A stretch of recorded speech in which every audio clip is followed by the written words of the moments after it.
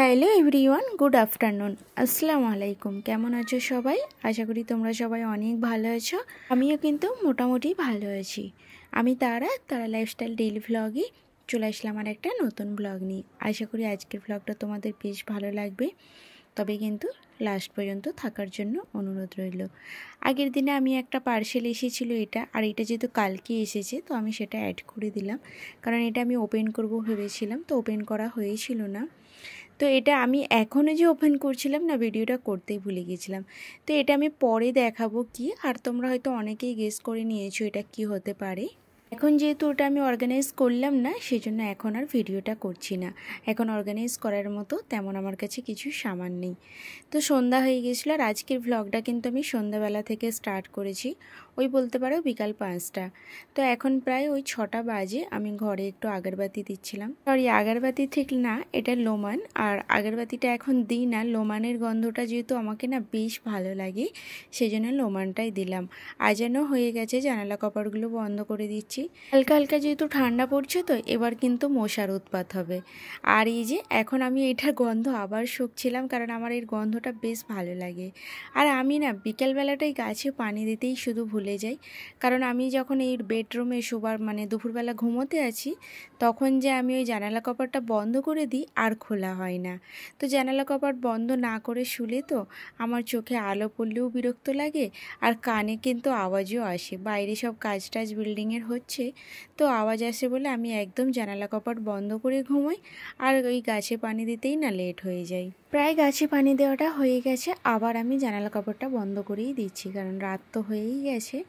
আর আমি না এই দুদিন মোটামুটি ভ্লগ আমি আপলোড করতে পারছিলাম। অ্যাকচুয়ালি আমার যে সেই শরীর খারাপ হয়েছিল, তখন থেকেই সত্যি বলতে আমার আর ভ্লগের প্রতি কোনো ইন্টারেস্টই নেই এখন।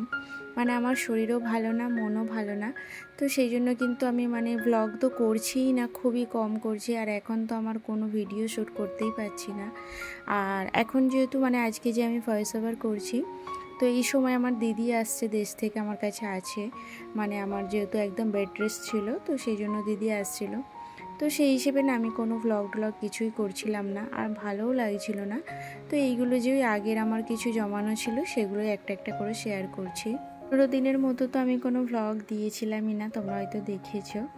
যাক, এখন কিন্তু আস্তে আস্তে ছাড়ছি, আর তোমরা প্লিজ পাশে থাকবে, আর সুন্দর সুন্দর কমেন্ট করবে, আর ভিডিও দেখতে কিন্তু ভুলবে না।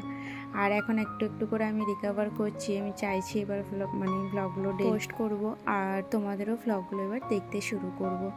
যাই হোক, সন্ধ্যার চাটা খেয়ে একদম বেরিয়ে পড়েছি, আর আমি যাচ্ছি এখন মার্কেটে।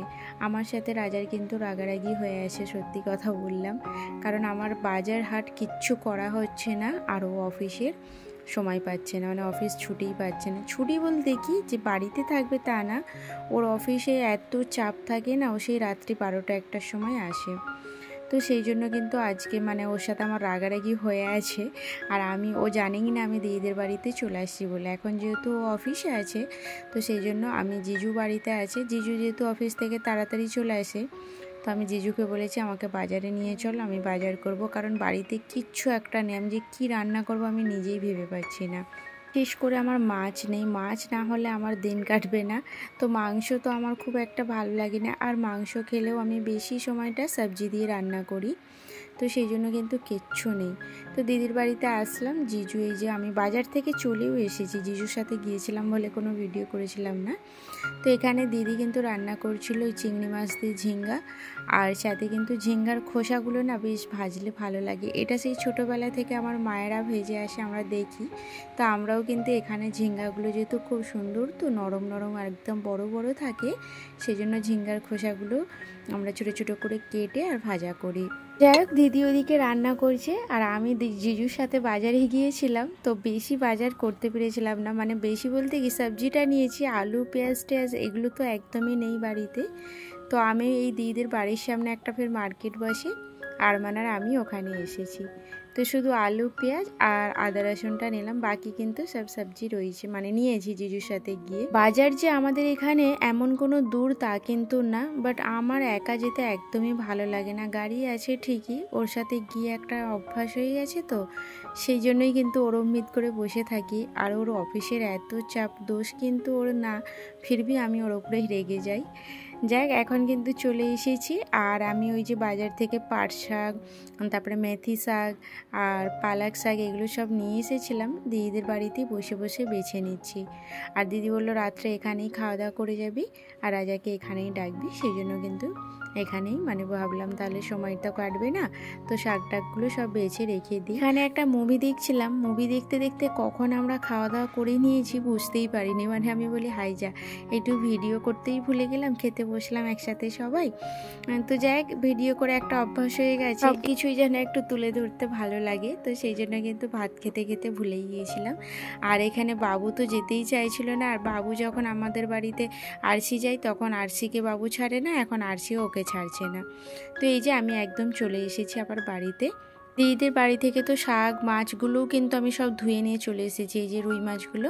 আর শাকগুলোও তো বসে বেছে নিয়েছিলাম, কারণ আমি যখন মার্কেটিং করে আসি মানে বাজার সবজি বাজার নিয়ে আসি তখন কিন্তু আমি সব শাকগুলোকে কেটে মানে বেছে সব রেখে দিই। এতে কী হয় বলো তো, এতে রান্না করার সময় খুব সুবিধা হয়। আর আমি যেহেতু 2-3 রকমের শাক একসাথে নিয়ে আসি, এতে কিন্তু ফ্রিজে রাখতেও অসুবিধা হয়। আর এইভাবে মাছটা সব কিছু ধুয়ে বেছে যদি কন্টেনারে করে আলাদা আলাদা করে রাখা হয় তাহলে রান্না করার সময়ও খুব সুবিধা হয়।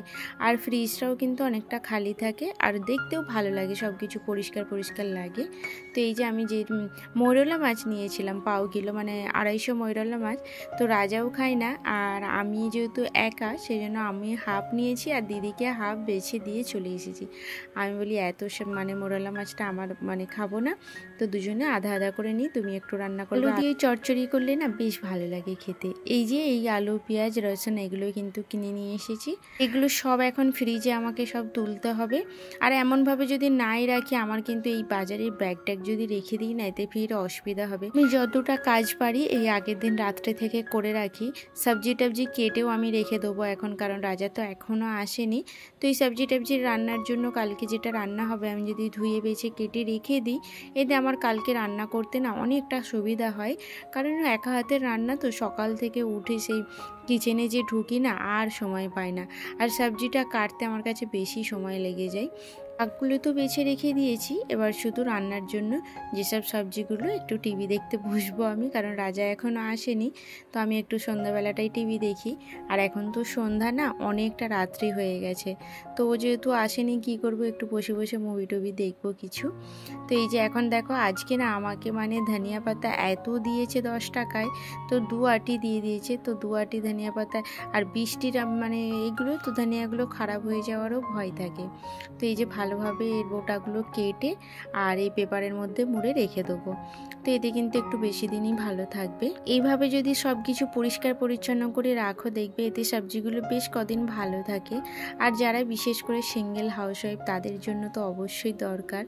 আর ওই গুজি গাজে যদি ফ্রিজে সব রেখে দেওয়া হয় এতে দেখবে খুব তাড়াতাড়ি সবজিগুলো খারাপও হয়ে যায়।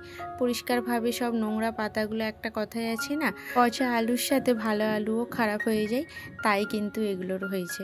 এই যে পালক শাকগুলো ভেতরে যে এত খারাপ ছিল সেটা কিন্তু বাইরে থেকে বোঝাই যাচ্ছিল না। এখন আমি আটিটা খুলতে বুঝতে পারছি যে ভেতরে কতগুলো খারাপ। আর এটা যদি আমি রেখে দিতাম এটা কালকেই খারাপ হয়ে যেত, পুরো শাকটাকেই খারাপ করে দিত। তো এই যে এখন কিন্তু পাট শাকটাও এমনভাবে এই প্যাকেটটাতেই বেঁধে রেখে দিচ্ছি যেহেতু এটাতেই ছিল। আর পাট শাক কিন্তু আমার ফেভারিট শাক।